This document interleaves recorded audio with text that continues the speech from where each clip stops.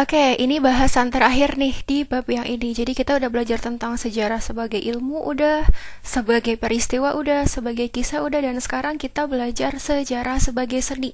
Di antara bahasan-bahasan yang lain, ini adalah bahasan yang paling dikit nih, karena kita cuma bakal bahas dua aja gitu.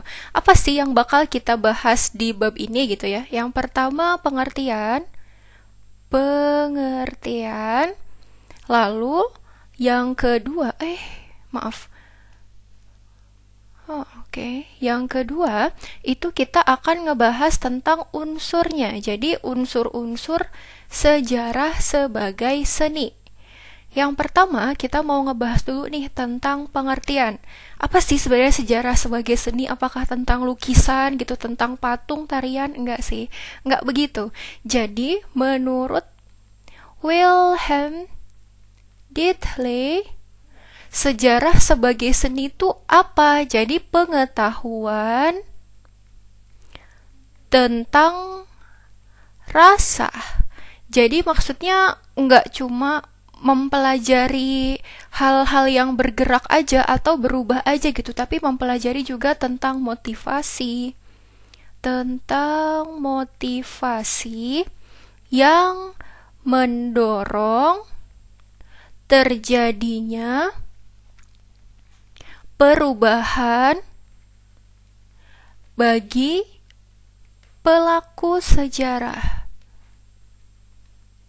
Ingat, tadi kita ngebahas tentang sejarah sebagai kisah. Di New History itu lebih mengutamakan ke masalahnya gitu kan. Nah, kita udah tahu pengertiannya, sekarang kita mau ngebahas tentang unsurnya. Apa sih sebenarnya unsur sejarah sebagai seni gitu. Yang pertama, itu ada intuisi. Pernah dengar kan intuisi? Lagunya Yura Yunita pun judulnya intuisi gitu. Sebenarnya intuisi itu apa sih? Intuisi itu kayak feeling, kayak perasaan, kayak semacam firasat gitu. Jadi perasaan. Kenapa sih intuisi itu dibutuhkan? Perasaan untuk memahami keadaan di masa lalu. Contoh kayak misalnya loh, Indonesia itu kan waktu itu ngelawan Belanda. Kenapa sih mau orang Indonesia tuh banyak yang mau masuk KNIL? KNIL itu kan tentara kerajaan Belanda. Loh, mereka orang Indonesia, tapi kok ngelawan orang Indonesia? Nah, kalau misalnya kita lihat dari perspektif zaman sekarang ya susah gitu. Tapi kita menggunakan intuisi untuk memahami keadaan di masa lalu. Oh, mungkin memang keluarganya bekerja sama dengan Belanda, atau Belanda menawarkan keuntungan yang lebih besar gitu. Itu intuisi. Lalu yang kedua itu ada imajinasi. Kayak SpongeBob, imajinasi. Tapi nggak keluar pelangi. Nah, imajinasi itu apa sih? Yang di SpongeBob itu apa? Kemampuan membayangkan. Kemampuan membayangkan dan menggabungkan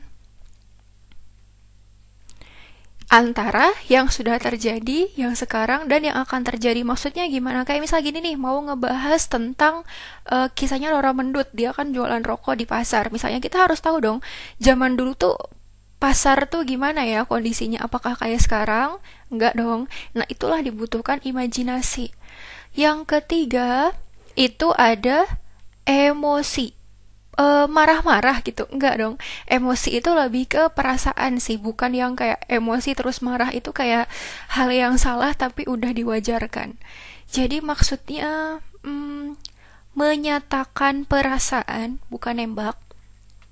Menyatakan perasaan dengan kehidupan masa lalu, dengan kehidupan masa lalu. Jadi harus apa ya, melebur dengan kisah yang diceritakan itu gitu. Nah, itu makanya kenapa disebut sejarah sebagai seni. Nomor 4 di sini ya, karena nggak cukup. Nomor 4 itu gaya bahasa. Gaya bahasa itu berarti maksudnya di kemampuan mengolah kata.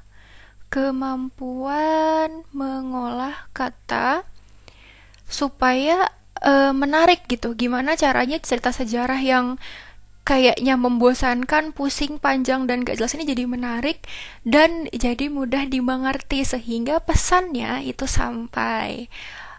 Sejarah sebagai seni segini aja, dan kita akan ketemu lagi di materi-materi selanjutnya. Jadi tetap ya, belajar aja nggak cukup. Setelah belajar nanti kita akan belajar juga tentang soal-soalnya dan banyak latihan-latihannya. Dah.